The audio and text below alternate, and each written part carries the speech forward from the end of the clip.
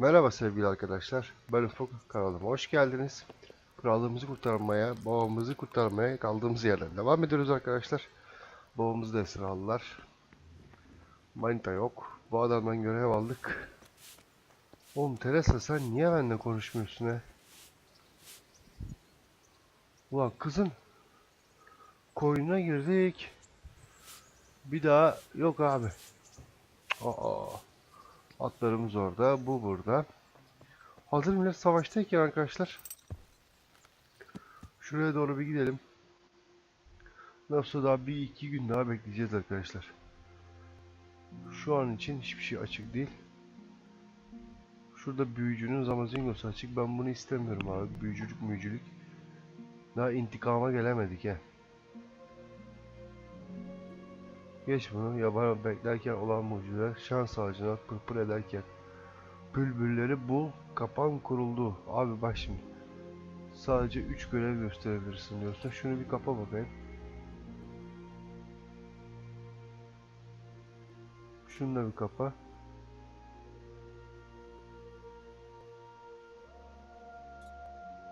Senin şeyini vereceğiz. Şu pırpır ederken bir aşağı arkadaşlar. Şuraya doğru bir gidelim. Aa, şekil değişmiş lan. Hadi inşallah şey yapmıştır. Şuradan gidelim değil mi biz? Yapıştır. Koş bakalım. Oyt. Bir saniye arkadaşlar. Nescafe bulmaya çalışıyorum.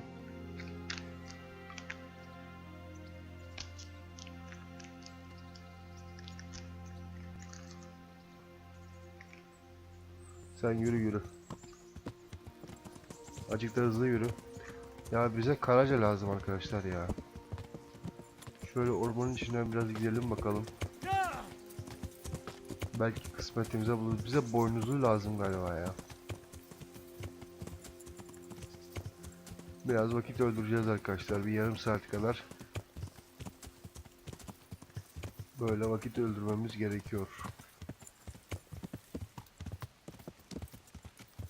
Oha, yol bitti.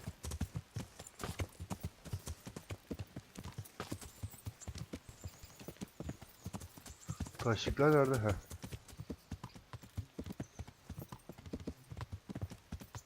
Oğlum bu taşlıklar değil. Tamam, buradan da geçilir de. Ne oldu, deprem mi oldu, toprak mı kaydı? Bizim salaklar hala bombardımana devam ediyorlar arkadaşlar da. Kendi kalelerini bombalıyorlar. Yalnız oradan buraya ses gelmez o kadar be.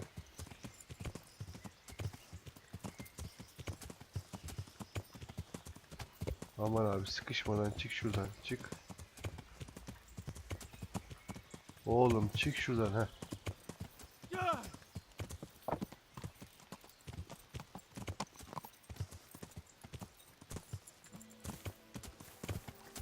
Zaten olması gereken yere geldik. Buradan geçmemiz lazımdı. Bülbüllerin kafesi yukarıda.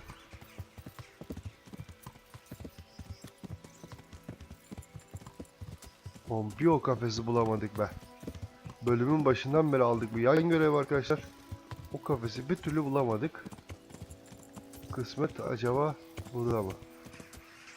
Bir bakın, gene yapıyoruz. Ya abi, nerede kafes?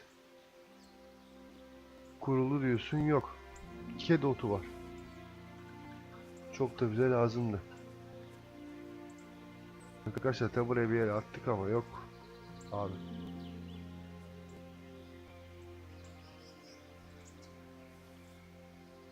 Aldık biz onu buradan be. Aldığımızı kaydetmedi. Bug'a girdi oyun ya.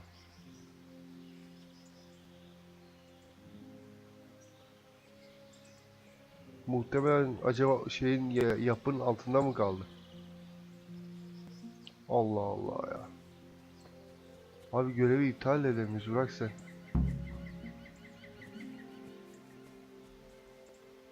Görevi iptal edip tekrar alacağım da alamıyorum. At burada, bağırma lan. Aç bakalım şimdi görev günlüğü.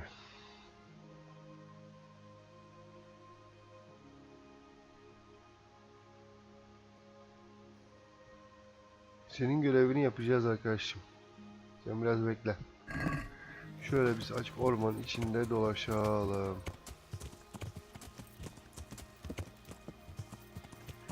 Alalım şeyimizi de. Bir 10 dakikada burada dolaşalım arkadaşlar. Belki bir karaca maraca bir şey buluruz.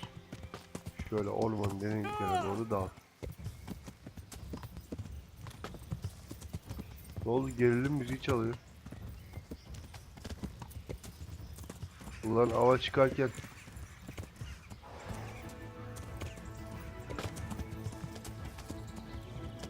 kim saldırıyor oğlum bize? Bize domuz değil geyik lazım lan. Ava avlama yeri.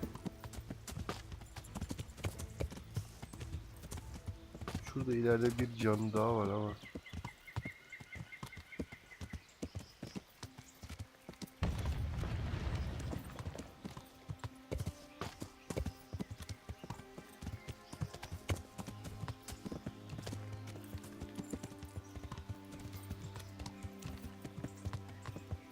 Oğlum bir gelen geyik yok mu lan?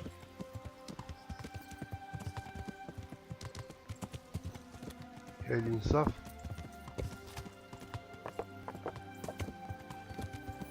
Av bölgesindeyiz ama geyik yok. Ulan bir karaca vurursak arkadaşlar var ya, hem ancıya götüreceğiz hem kendimize yetecek he. Çünkü geri kalan hayvanlarda en az 200'ü geçik şey var ya. Bir tek karacamız yok. Buradan bir tanesini vursak 200 kilo falan çıkıyor yani. Burada bir şey yok abi.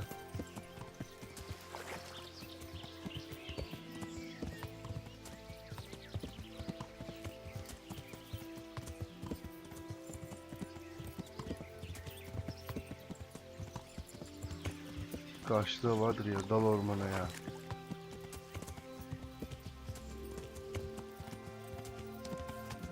Bir de dalabilsen.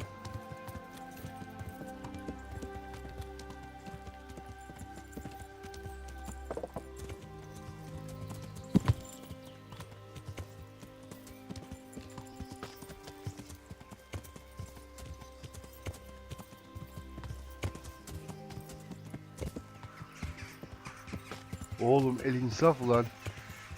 Her zaman karaca çıkan yerde karaca çıkmaz ya.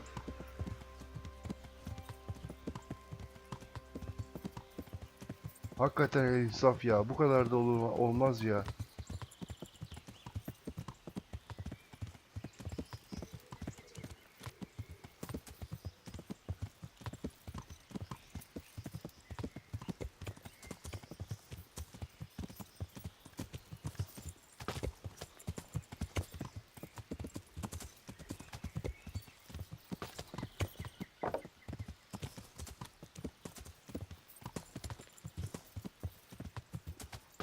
Oğlum bir tane geyik lan.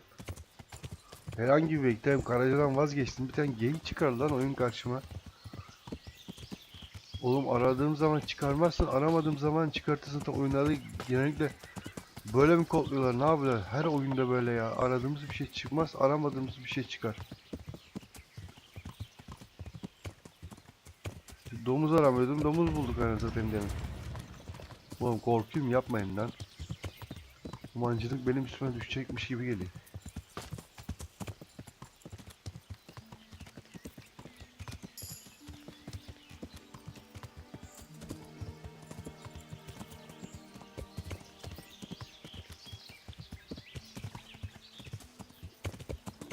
Allah Allah.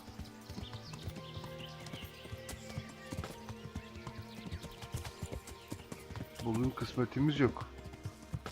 Hiçbir şey bulamadık.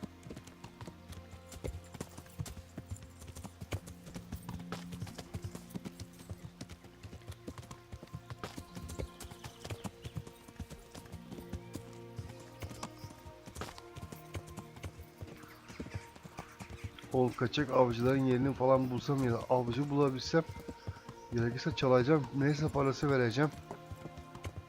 Yok abi. boş boş gezmeyelim, git şey yapalım ya arkadaşlar. Ya boş boşuna vaktimizi harcamayalım diye yan görev yapmaya çalışıyorum ama yok.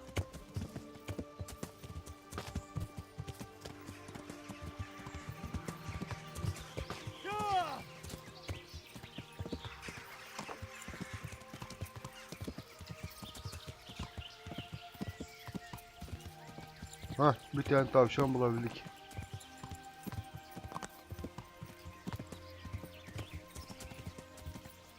Bir tane tavşan bulabildik. Bir tane mezar bulduk. Başka da bir şey yok. Ulan burası bizim savaş çıkardığımız yer değil mi lan? Vallahi öyle.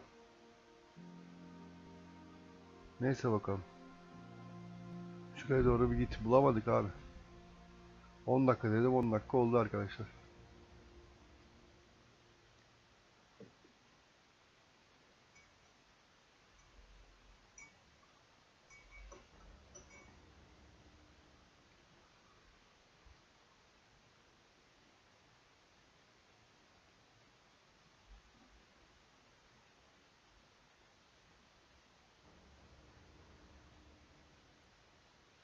Bakalım kral burada yokken bunu çalabilecek miyiz?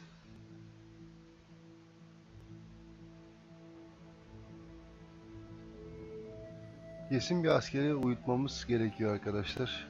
Yalnız kapının kilidi çok zor.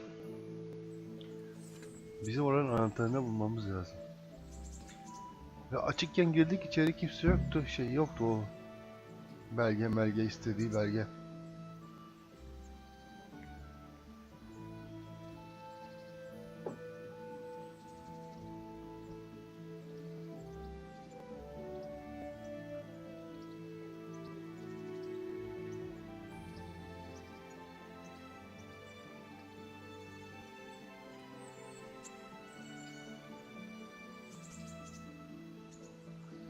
Evet, okumuzu saklayalım. Hop, biz geri dönecektik değil mi? Sus be.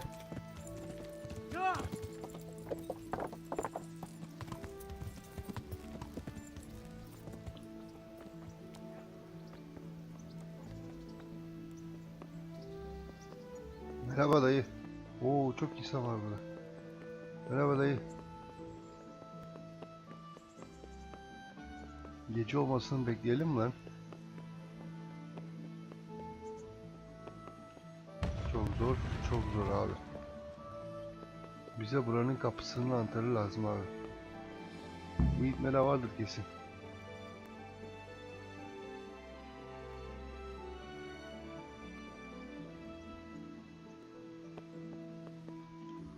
Oğlum bunu buraya niye bıraktınız lan? Kilit çok zor. Oğlum. Heh. İşte.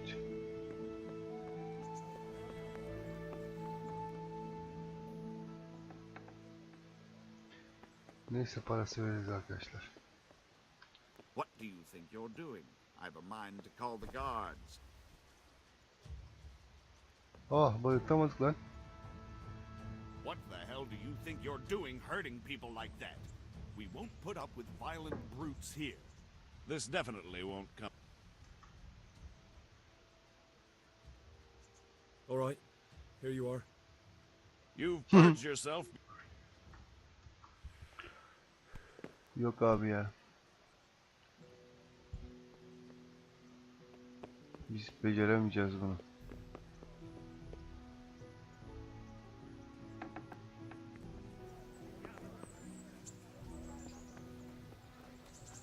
Bak sen, hapse girdiğimiz zaman yetişecekmiş.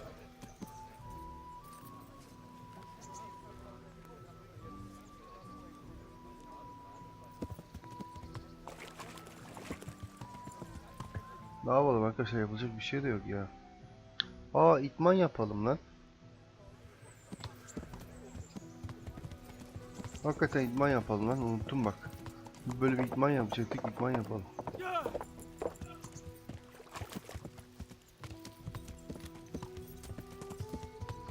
Lan itman alanı nerede lan? Ben bakayım.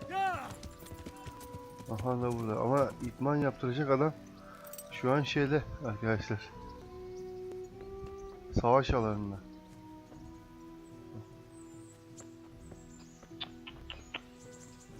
Büyük yazık. Bir bakalım. Şimdi arkadaşlar geze geze gideceğiz. Şurada bir at çiftliği var. Eyvallah. Başka? Oğlum biz bu bölgeyi açmamışık. Burada değil.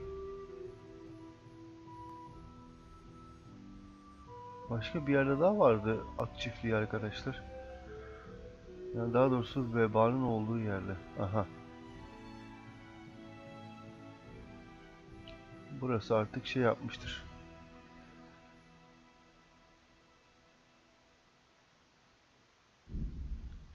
Yapıştır bakalım. Biz gidene kadar sabah olur zaten.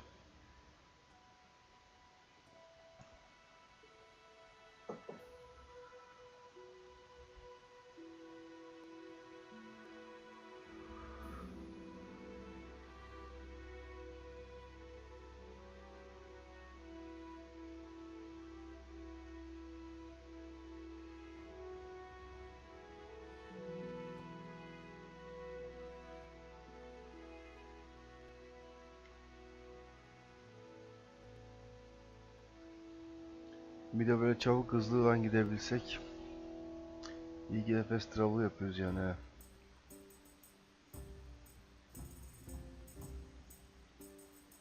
Yolda saldırı maldırı olmasın aklınızı alırım.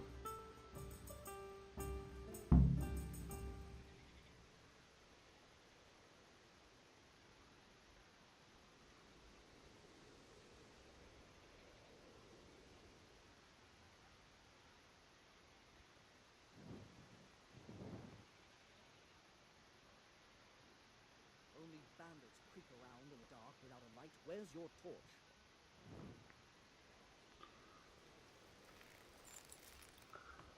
Boku yedik. Sabaha kadar buradayız. Abi at çiftliği burası. Aha.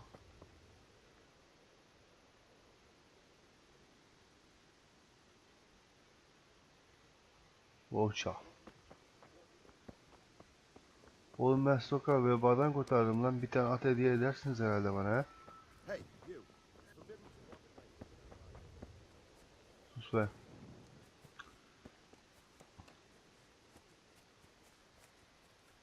At tüccarı yok arkadaşlar. Bak bu bizim atın aynısından. Hatta bizim at daha şey. Oo kapasitesi şey. 430 dayanıklık, 260 kapasite. Kapasite bize gerek yok, nasıl olsa şeyimiz yok arkadaşlar. Ama bizim cesareti falan, hızı hepsini yükselttik, bine kalka bine kalka. Abi bize kara at lazım, kara kara. Kapkara bir at. Kara at bulsam gerekirse çalarak şey yapacağım arkadaşlar ya. Hop. Ulan Allah cezanızı versin.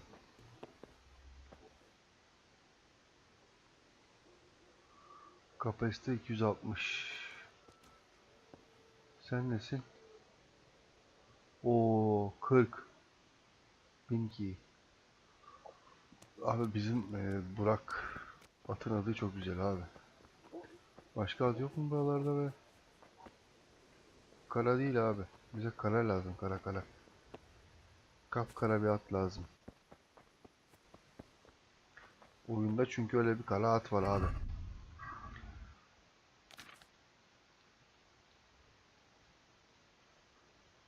O meşaleyi de alamayız ki elimize. Kalkan var.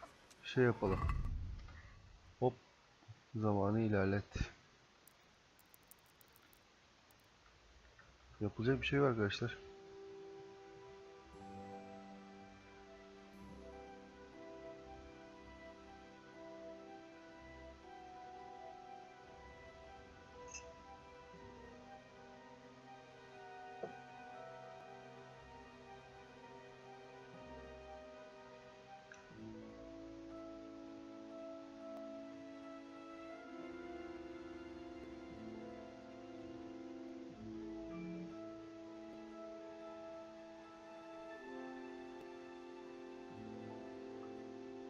Tamam çık çık.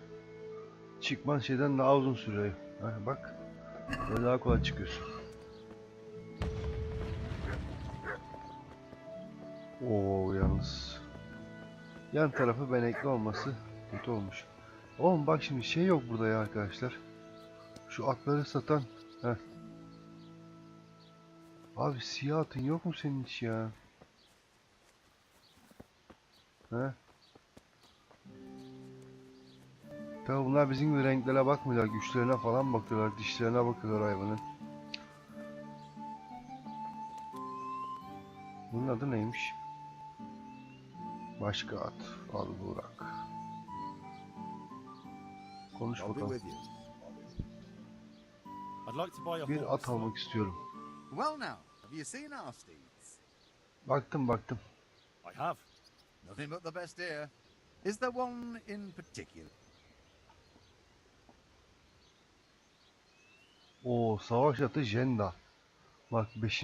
bir şey var. Dolaşıp geleyim.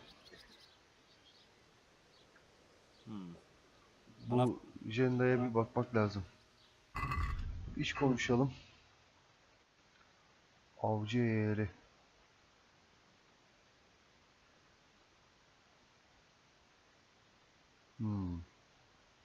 Aslında bizim eğerlerimiz hepsi şey. Şunlardan alalım mı arkadaşlar ya? Ben eğer örtüsü değil zırh istiyorum hayvana.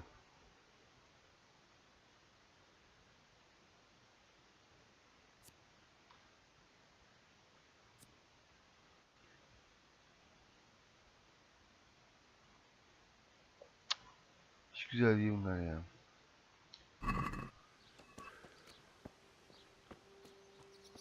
Oğlum 5. seviye atım var. Ulan sen daha kalkmadın mı ya? Takas yapmam yalnız ha. Oo. Oo. Oo. Padarox.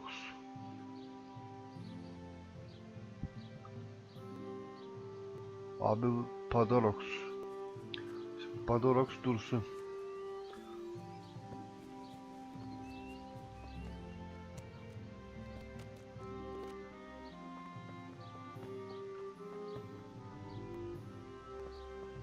Roça. Bu değil mi lan savaş atı işte?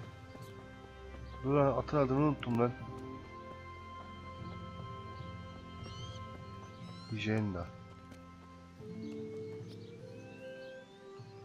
Podorox'a bir bakalım.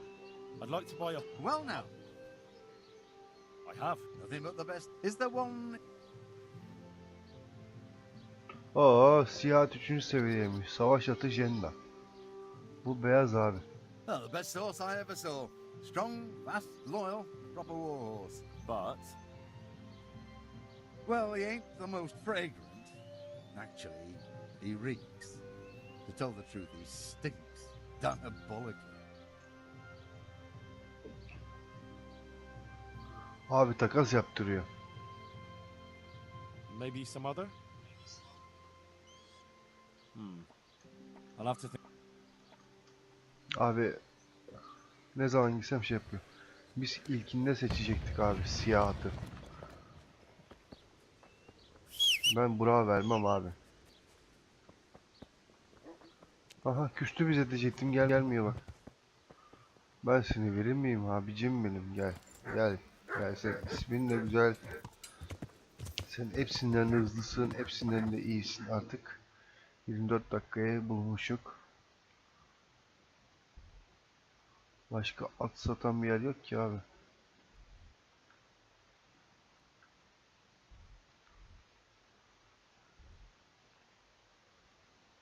Yapıştır buraya abi. Artık bir gecede uyuruz arkadaşlar.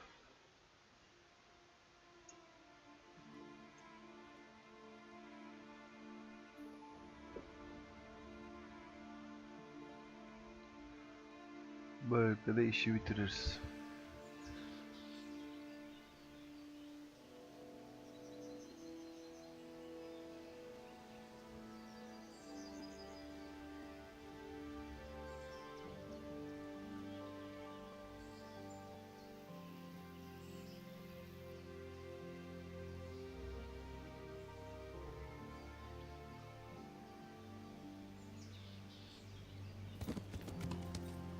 Hop. Artık savaşa başlayalım arkadaşlar, yavaş yavaş. Bayağı bir bombalıyorlar.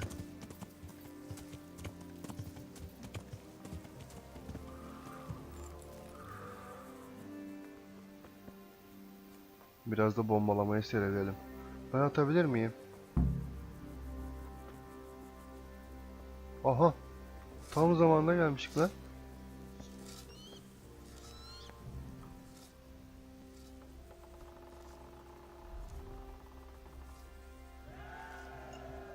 I have some trophies.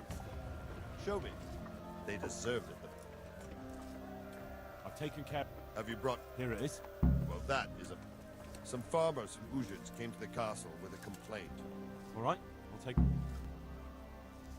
Since Sir Divish's colours still aren't flying over Talmberg, I suppose we'll be attacking. Just so. That Ishtvan's a stubborn bastard. All right, when do we start? There's no reason to wait. Are you really ready? If you need to rest or anything, we can still wait. You won't have another chance until we've won the day. Or until your final rest. I'm ready. Hazırım hadi. Yorgun argın gidelim arkadaşlar. We're going to attack on two fronts. The north gate and the west wall, which will scale with ladders. The attack will be split into different stages. Taking the outer walls, the inner bailey, and finally the core of the castle and the tower. How are we going to attack the gate? We'll try to do as much damage as we can with Bir the saniye trebuchet. arkadaşlar. Keezer claims he can even hit it directly. Even if that's true, we'll have to charge through a downpour of enemy arrows all the way to the portcullis. Portcullis? Fortunately, it's wooden, so we'll be able to break it down. But dealing with the defense in the bailey won't be easy. Ne dediğini anlayamadım ki. Annem What's the plan çağırdı. for attacking the west wall? First, we have to get men to the wall with ladders, which is no easy matter under fire, so we'll need as many men covering them as possible. As soon as the ladders are in place, our foot soldiers will run up and try to scale the wall. Once a few of them get to the battlements, we should quickly gain the upper hand. How will we take the battlements? Either by scaling the west wall, or our men at the gate will help. If they can break through, that is. And the inner bailey?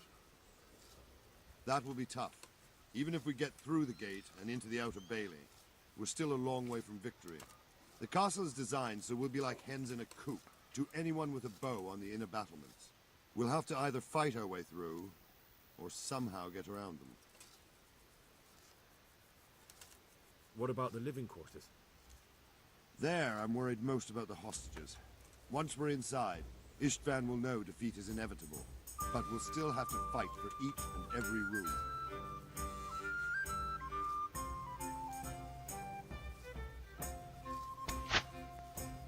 I think I've heard everything I need to know. Do you want to join the attack on the walls or on the gate? Remember, many of the Skalitz men will follow you. It could make a big difference. I'll help with the attack on the walls. I'm proud of you, Henry. You've changed İyi from bize an bırakmadı insolent seçmeyi. punk into a tough, reliable fighter. And as God is my witness, we will kick those whore sons' arses. A village lad and an old soldier. This man must be shaking in his boots. If he's not shaking, then he doesn't know what he's got coming. Just one last thing, though. No matter how good the plan is, something always gets fucked up. Keep your eyes open and take advantage of every chance. Help your comrades. Oğlum ailemizi Don't öldürenleri rush daha to bulamadık where you're yalnız. Bir de o var. Daha oyunun outnumbered. sonuna Have to take gelmedik. the castle gradually, one position after another. I'll Bu remember. adam daha piyon. Bunun da üstü var. Good luck to you, stripling. Good luck to you, old soldier.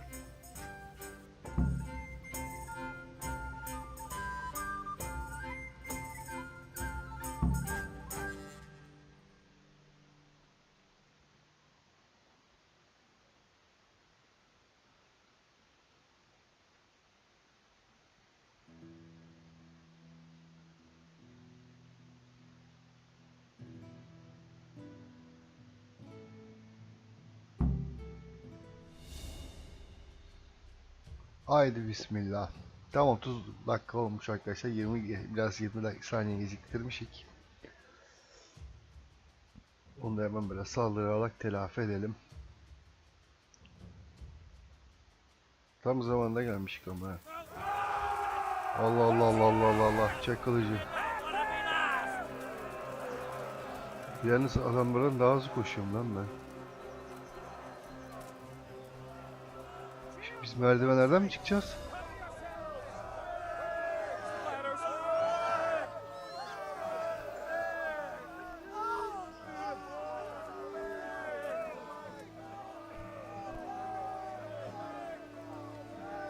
En önden ben gireceğim lan. Herkesten önce gireceğim. Allah Allah Allah Allah Allah Allah. Vallahi hepsinden önce gidiyorum.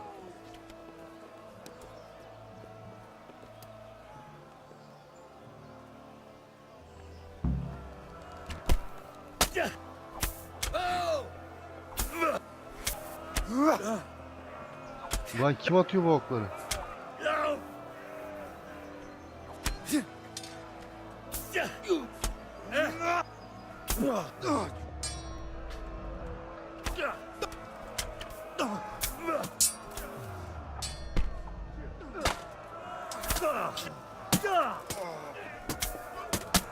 Ulan vur şuna be, vur şuna be. Ne var bunun üstünde bu kadar be? Vur şunlara be.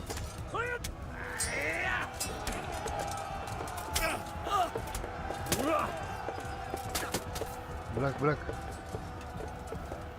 Yürü biz başka yere gidelim.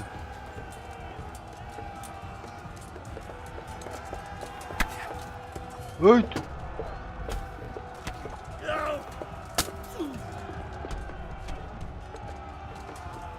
Yalnız ne uyuduk ne dinlendik. Tam yerine denk geldik ha.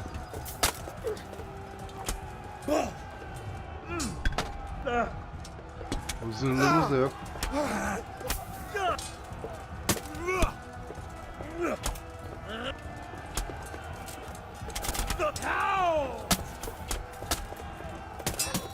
Eninde sonunda hepinizi öldüreceğiz lan.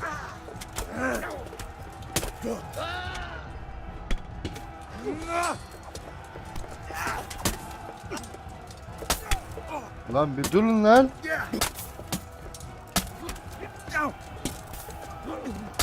Lan şuna vur şuna.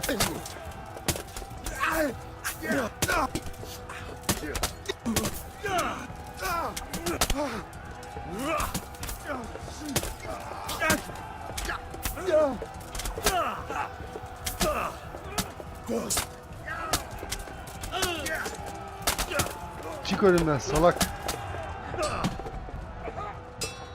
Kendi adamlarımızı doğruyoruz lan.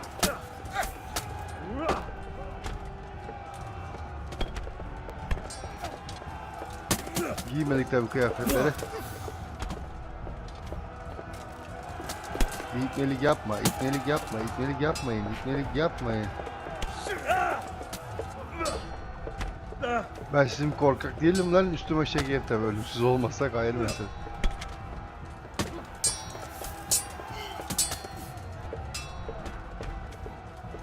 Lan savunmaya alıyorum ben.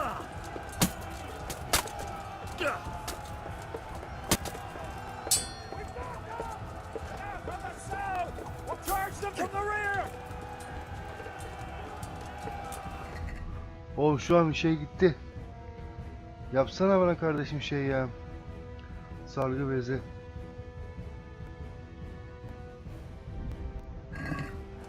Orada kullanamazsın, burada kullanamazsın.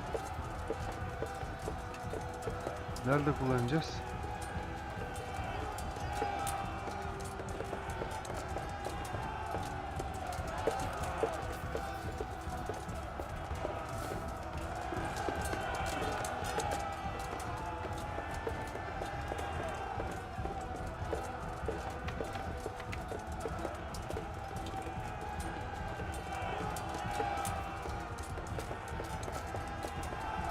Oğlum.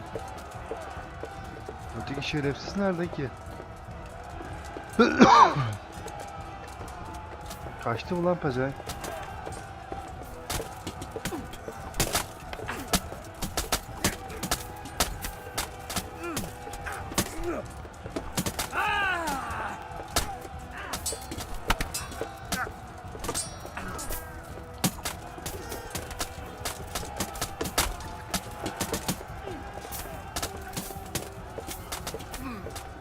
Oğlum bir dakika in lan. Hani reyneler nerede? Şeyler nerede? Nerede saklıyorsunuz bunları?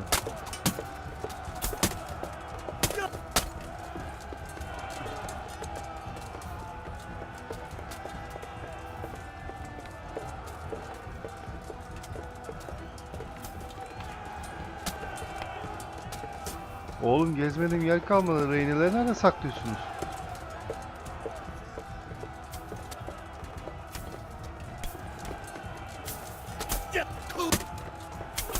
Ben girmesem öldüremeyeceksiniz ha. De bak. Olaya ben girdim, öldüler.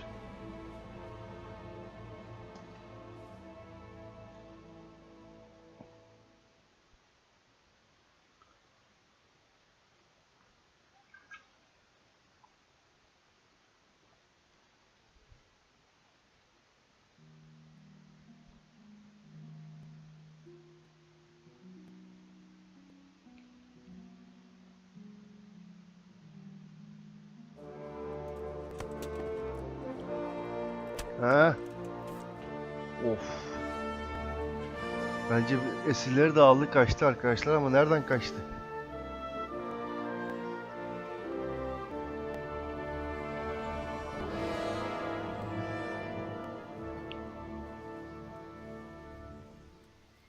Sir, we should give the order. Let's see if Istvan Toth can worm his way out of this one. Don't tempt fate, Hamish. Bence öldüler ya. Karısını da İsmail! öldürdü, şeyi de öldürdü. It's over!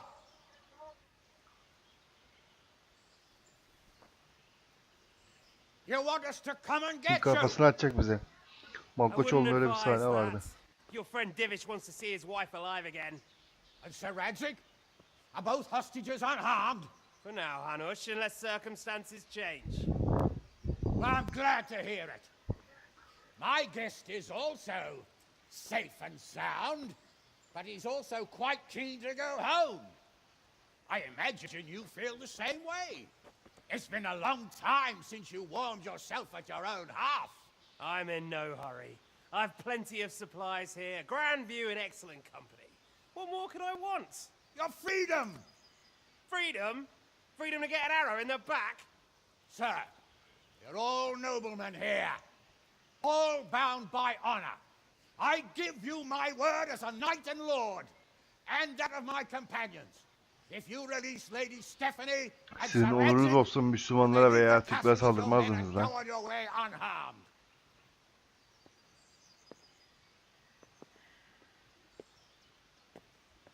And just how far will we get? What good will it do me if your men attack us in the woods instead of here? If you give me your word of honor that you will leave and never return, I promise you safe This is that. passage to the boundary of this fiefdom. What happens after that is up to you and the will of God Almighty.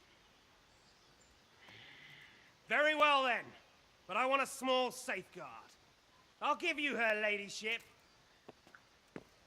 but Radzig comes with me. I'll release him in Skalitz. Out of the question! Is our word not good enough for you? Is mine not good enough for you? Değil tabii ki de. I swear I'll release him when I get to a safe distance. I'll go with him, Hanush. Let the Lady Stephanie have her freedom now. Father! Don't worry, son. I trust Lord Toth's self-interest more than his word. He wouldn't be fool enough to harm me. If you're certain, Radzig. Prepare horses and supplies, and tell your men to pull back. We'll come down. Kendi atımı vereyim. You heard En son him. nereye gittiğini Get to work. takip edebiliriz. And any man who breaks his truce answers to me! So, are you really going to let them go?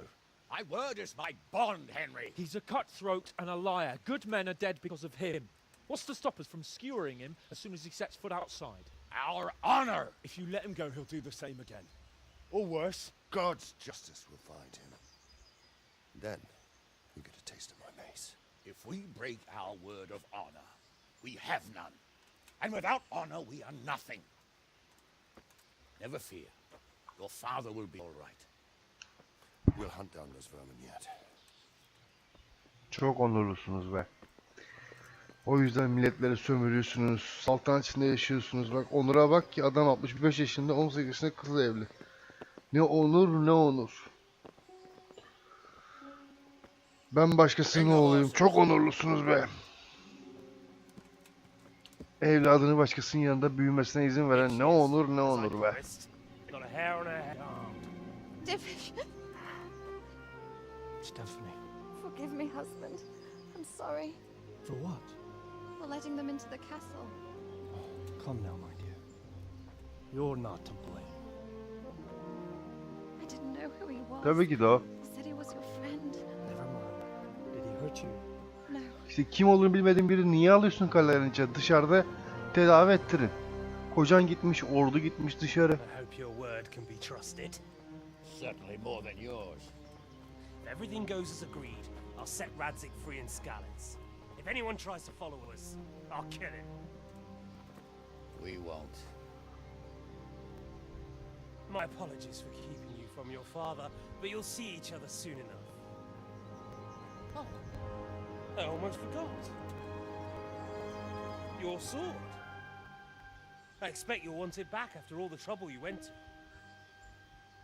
Actually, you know what? I think I'll keep it. As a memento. This isn't over. I'll find you. I look forward to it. Yeah!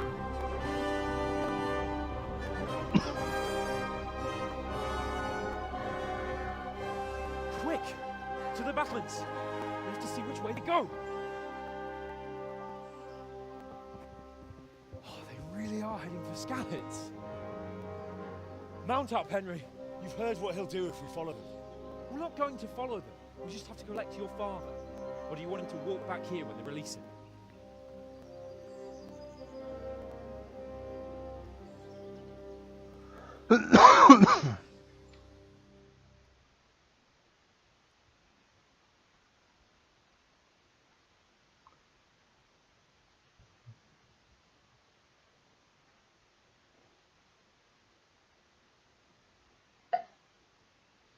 Hadi be kardeşim aç.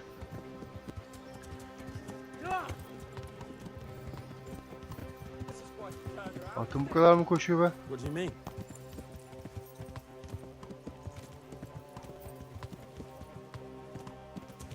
Oğlum.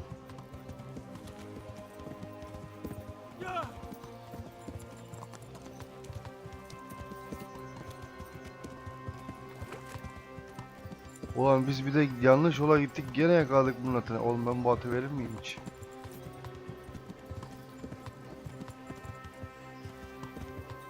Salak takıldı kaldı orada ya. Oğlum yol burası lan. Ay manyak. What should I say to him? Don't worry, it'll come to you. You'll see. Well, I just hope he'll be there. Alive. Abi baga girdi ya. Bunlar Skalit'le gitmediler mi? Yol buradan değil mi? Böyle böyle. Oğlum şimdi gideceğiz. Heh gel. What do you think? Will Toth keep his word? He's a noble, right? Yes. So am I. So Radzik will be there. Vallahi çok çirkin duruyor şu kıyafetler arkadaşlar. Atın bu kadar mı koşuyor be? Oğlum ben koşturmuyorum bak tapa gaz yapmıyorum şu an. What will you do now? Normal geçiyor yani tamam yormamak için.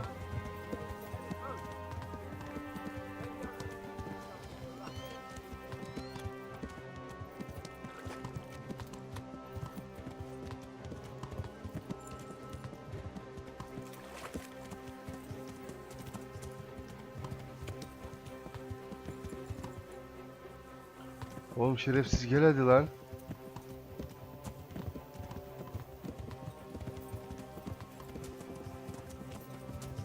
The way you found Toth, sneaking into Brannick all on your own.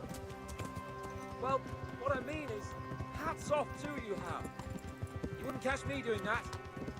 Truth is, I didn't think İlk much başlarda about çok it. kavga ediyorduk ama. I just felt I had to do it.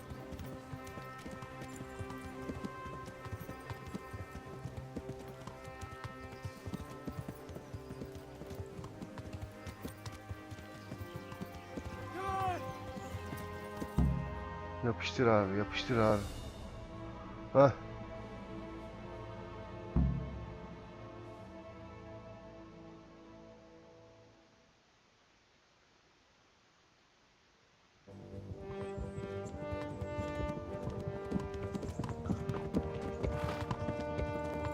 Benim bak kıyafetimi yapmışlar, atımı yapmamışlar ya. There's no sign of them. Move on. Bunlar nereden çıktı?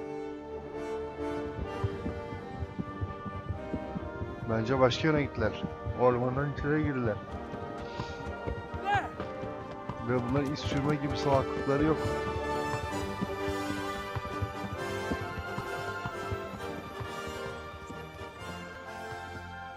I'm glad to see Istvan kept his word, sir. Not half as glad as I am, Your Grace. Well, we kept our word too. And now Toth has had his head start and he's fair game. Which way do they go? To the north, but I would be careful, Sir Hans. Fear not, Your Grace. I have twice as many men as he. Well, I won't keep you any longer. I'm sure the two of you have a lot to say to each other. Let's go! Evet, dinleyelim bakalım. Onurunuzu. You alright, Father? I am. They treated me quite decently. Although they did steal my horse, so I'll have to go back on foot. Beter ol. Evet, dinliyorum. Beni niye bıraktın? It looks like it's all over. Not by a long shot. It won't be over until we get this mess cleared up. And catch that bastard. How could we let him go? Would you rather we killed him? Even if it meant Lady Stephanie and I died too? No, of course not. But what was to stop us from killing him after the exchange? Honor? Honor? Ay sikeyim If the word of onurunuzu. honor of a nobleman could not be trusted, then he would never have agreed to the exchange. And where's the honor in abandoning your son? You Doğru know söyle how bak, it benim is. dediğimi söyle. We were young. It happened. And I couldn't marry a commoner. Neden? Then your father, Martin, came along and took care of both of you. He knew it. What? That I was your father? Certainly. He was a great man. He took you as his own. And always kept an eye on you. Yani annem doğru. That you Değil mi, can sen be sure. anneme aşıktın ama o adam gerçekten asıl onur o. You know so little O about adamın his past. yaptığı. He told you nothing. Senden olan Oddly bir enough, even though you çocuk don't karnına have his taşıyan blood, bir you very kadını like him. sahiplenmiş. When he was around your age, he became bored of his trade and set out to see the world. He lived through many adventures, even fought in a war. In a war?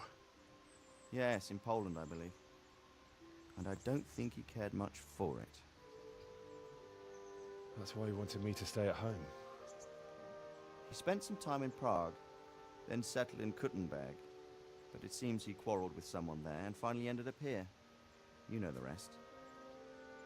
I loved him, but even so,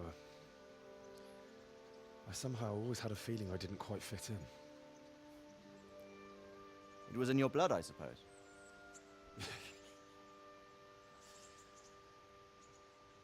Kanını I lost the one sikeyim thing senin I had amına left from koyayım. him. Your sword. Ah. The sword. It's not my sword. It's yours. For a moment there, it was so near, yet so far. Oh, well, it can't be helped. It was almost within my grasp, but just then I had something else on my mind. Well, I think we may yet have a chance to get it back. This business with Toth is not yet over, unfortunately. That's a chance I'd welcome. Not just to get the sword, but that bastard Istvan too. And then I'll find that German whoreson who torched Skalitz, and I'll slay him with it. I'll never forget his face. Or his name. Mark Vart von Aulitz. Those are noble intentions, son. But don't forget there are other things in this world that are worth living for. Like what? Look around you. Blue skies overhead, green grass underfoot, beautiful girls. Good wine, A few good friends and a fine steed under your backside.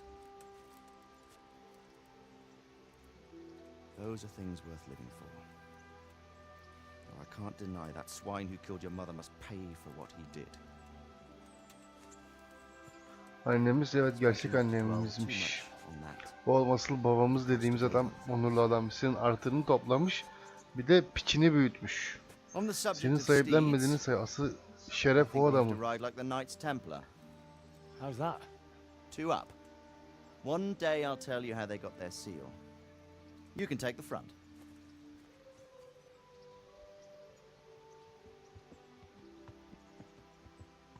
It's like I always imagined it would be, teaching my boy to ride. Although it would be better if you were a little smaller. My word, it's all go today, isn't it? I wonder who this is. I think I know. It's Margrave Jobst. The king's cousin? I wonder what he wants. I guess we'll find out soon enough. Ay, bir de kuzen çıktı başımıza.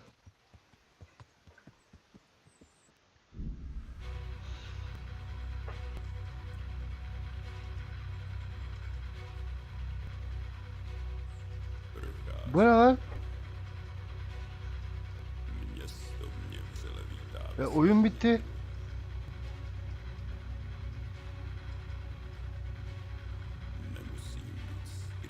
Aa.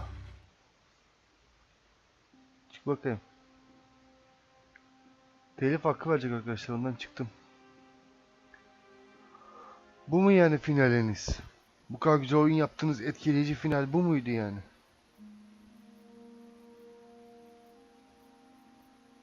Kılıcı bulamadık. Ailemizi öldüreni öldüremedik. Soylu mu oldum şimdi?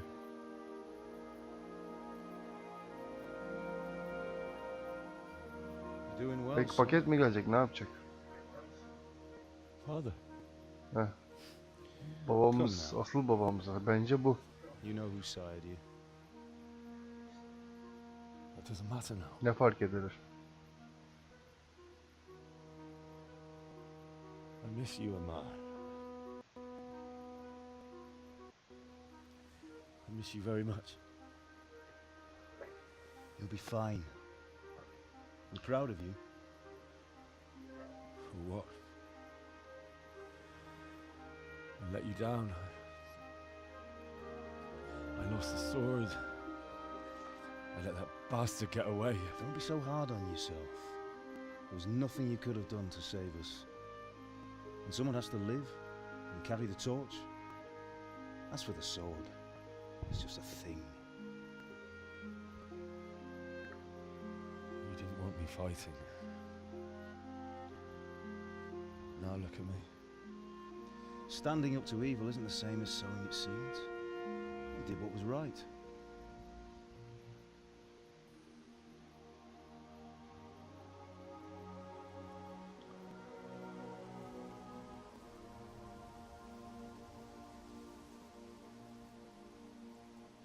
I have to leave you now. Git bakalım, ne yapacağız? You know I can't stay.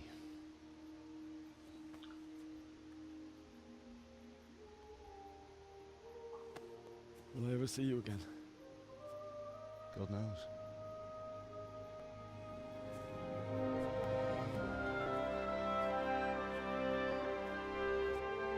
Make her proud.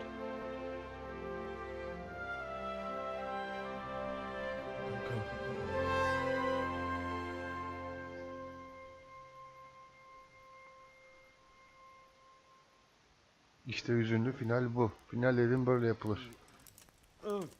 Bence bizim anne babamız onlar. Ne oldu? What on earth were you dreaming about? I couldn't wake you, and it's well past dawn. Sir Radzig wants you at the upper castle. The lords are in council with Jobst.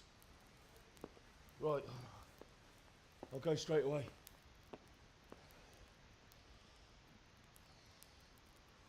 Daha bitmemiş oyun be. What is it? It's just... I don't know how to address you anymore. Ne? All of a sudden you're Sir Radzig's son, hobnobbing with lords and ladies. And here's me as common as muck. Oh, give over, you idiot. Do I look like a lord to you? Not really. You're as much a lord as I am a nun. And I've never Helal olsun lan been in çocuk. the habit. Get out of here. Or I'll have you clapped in the stocks. Şu altındakini çıkaralım yalnız. Gömleği beğendim de.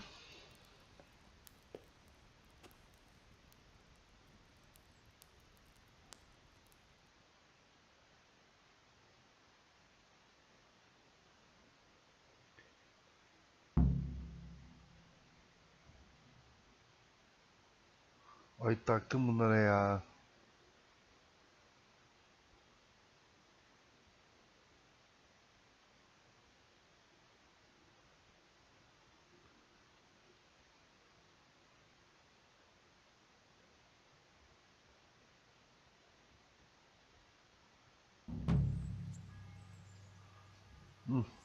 Yemin yemindir. Yemin mi edeceğiz şimdi? Oo. Kapanış.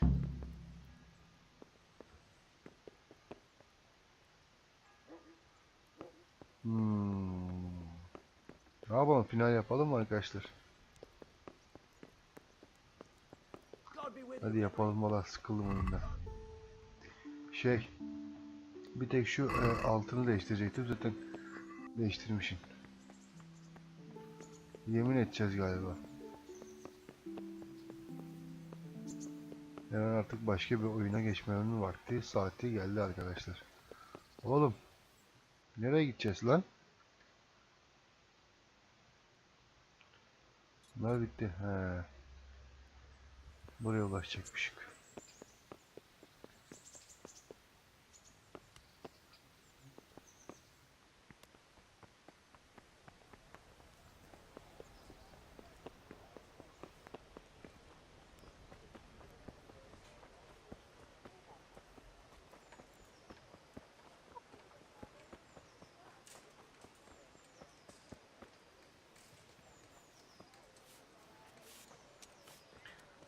Evet arkadaşlar, bir oyunun daha sonuna geldik. Bir oyunu daha tozlu raflara kaldıracağız. Şimdi düşünüyorum artık hangi oyunu oynasam diye. Far Cry Primal'ı koydum kafama arkadaşlar. Bir de Dying Light'ın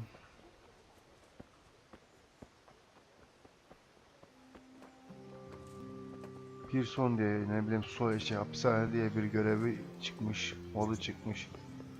Onu da bir oynasak çok güzel olacak. Evet.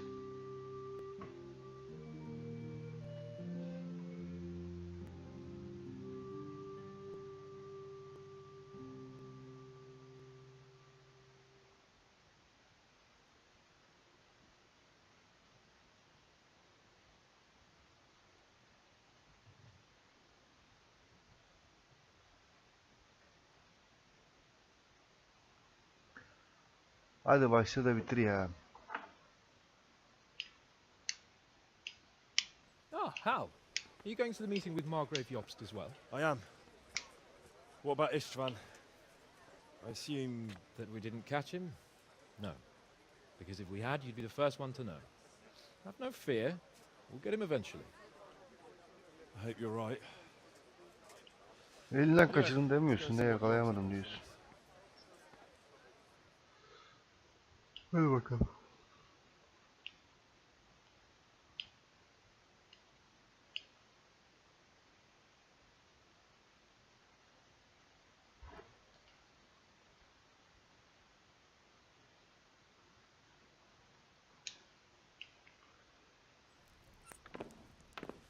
My lords, Christ's blessings on you all. And on you, Lord Capon. And this is my son. İnsanın Henry. Allah'ın I bereketi didn't know üzerinizde you had a olsun. son, Sir Redzig. It came as a bit of a surprise to young Henry, too. This gentleman here is John II of Liechtenstein, a member of my council. I'm honored, gentlemen. Come join us. Margrave Jobst was just about to tell us the reason for his visit. Your Grace? I'm sure we're all agreed, Your Graces, that all this unrest must come to an end. This kingdom needs a king. Question is, which king? My cousin, Wenceslas IV, who is being held in captivity. I have to confess, my lord, that your answer surprises me a little. If I'm correctly informed, until recently you sided with your other cousin, Sigismund. That I cannot deny, and I have always stated my position plainly. But times have changed. How have they changed, Your Grace? Sir, there is one thing on which we undoubtedly concur. That King Wenceslas, unfortunately, did not inherit his father's gift for governing. Sadly, his failures have cost Bohemia, the nobles, and our whole Luxembourg family a great deal of money and effort. How did the king let it go so far, damn it? It's in his temperament. He cares only for wine, women, and the hunt. A king, in fact, who never wanted to be king. Then why didn't he just let his brother have the crown? Young sir, the crown weighs heavy when there are duties to be performed, but to surrender it means giving up great privileges too. But he did surrender power to his brother. When things started getting out of hand, Wenceslas appealed to Sigismund for help in restoring order. What, you're saying Wenceslas invited him here? This is starting to make my head spin. Actually, it makes sense when you think about Benim de. Haklısın. it. Sigismund wanted to re-establish the power of the whole House of Luxembourg.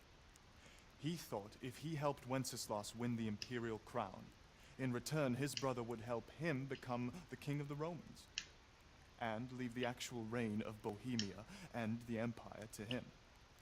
Sigismund would govern, while Wenceslas could carry on doing what he was best at, enjoying the life of the imperial court. Why wasn't Wenceslas crowned Holy Roman Emperor long ago? He was already elected king of the Romans. All he had to do was go and let the Pope put the damn imperial crown on his head. Who knows? Maybe he'd prefer hunting and consorting with bathhouse wenches to spending time with the Pope. Well, so would I must admit. Sigismund's plan seemed sound enough, but it didn't quite work out, did it? It worked for a while. He and his brother reached an agreement. Sigismund took over administration of the kingdom and began planning Wenceslas's journey to Rome for the imperial coronation. But then Wenceslas realized he would just be a puppet with a crown. I must say, Margrave Jobst, Wenceslas and Prokop behave rather like naughty children in need of a good clout about the ears. Sigismund would agree. He was already planning his rule of Bohemia, and all of a sudden, the rug was pulled from under him. I'd say he lost his patience and decided he'd drag Wenceslas to the coronation kicking and screaming if he had to. Just like a naughty child, as you say. So he abducted him and your brother Prokop too, if I heard correctly. Correct. And you helped him do it, if I heard correctly. Yes, Your Graces, it's true. I was there when Sigismund abducted Prokop. I thought everything could somehow be settled, that we could make my brother see sense. But Sigismund just wanted to put an end to the dispute once and for all, whatever the cost. There was nothing. Burasının başlarını kesebilirim arkadaşlar. Bunu ayrı bir bölüm yapabilirim. Çok uzun sürerse. The worst of it is that it was all for nothing. Instead of putting a stop to the revolt, it escalated it, and the result is this chaos we have today. That's true enough, sir. But I must admit now, I'm not sure what your position is. The king is incompetent, but we must protect him? The simple truth, gentlemen, is that for all of Wenceslas's faults, we have no one else. Ben geçebilirim başa ya. People like him, though. But what can we do now? Sigismund has the League of Lords behind him. Otto von Bergolf, Heinrich von Rosenberg. The situation has gotten completely out of control. Now even the nobles of the League of Lords are realizing that Sigismund wasn't the right choice. So now Bergolf is on your side. Are we to assemble an army together with him and face Sigismund on the field of battle? We're not in Hungary now. Such affairs may be settled elegantly, without unnecessary hostilities or expenses. I have negotiated an alliance with the Hungarian bishops, the Polish, and of course the Czech nobility, against Sigismund. Every day he is losing the ground under his feet, and that's why I need your help too.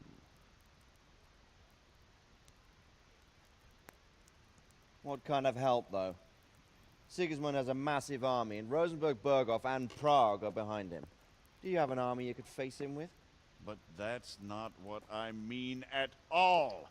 There's been a revolt against Sigismund in Hungary, partly due to my efforts, and now he'll have to choose whether he wants to gain the Bohemian crown, which is a very risky enterprise, or hold on to the Hungarian one. He can't have both. And there's a tough struggle awaiting him in Hungary. I'm not sure he'll win, and Rosenberg and Berghoff know it too. They're not stupid. If the Bohemian nobility stands together, they will turn. We are men of little consequence, Margrave. Radzig here lost everything because of his alliance with Wenceslas. Sir Divish came within a hair of the same fate. Even Rattay is defenseless against Sigismund and the League of Lords. What's more, Your Grace, King Wenceslas languishes in captivity in Vienna. He can't rule too well from there. And what do you propose? To sit with your arms folded till the Bohemian lands are turned to ashes like Skalitz? We have to put a stop to this senseless war. And do you know, sir, what the Doğru true söylüyor adam. position of the League of Lords is? I'm not on the best of terms with them at this moment, so you'll have to ask them yourselves. Yes. Why not? I'll go and visit Berghoff at his castle and we'll see what he tells me. You know, that's not such a bad idea, young sir. True. Though a little risky. I doubt Berghoff would harm a blue-blooded envoy. And you can find out what he has to say about developments and what the League of Lords is planning. Then we'll decide what to do next. I'll help you compose a letter to him. I'd like Henry to come with me. Why not? He's proven himself an able investigator, and he'll also be a good bodyguard if anything should happen. And I'll send Sir John here to Kuttenberg to be my eyes and ears there. I believe both your reports will help us get a better grip on the situation. When can you set out? Just as soon as I've packed my things. Excellent. Margrave Jobst and I will draft the letter. Get ready, and we'll meet back here.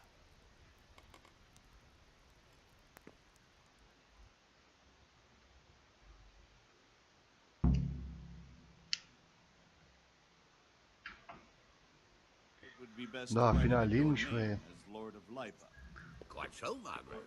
What exactly am I to write? Oh, what isn't really the issue? The question is how. So what do We you need think to of learn that? where they Arkadaşlar stand. babamızla konuşmayı bir sonraki bölüme bırakalım. Oyunu burada kaydedelim. Devamlı render'ı var yani arkadaşlar. İzlediğiniz için teşekkür ederim. Kendinize iyi bakın. Bir sonraki bölümde görüşmek dileğiyle.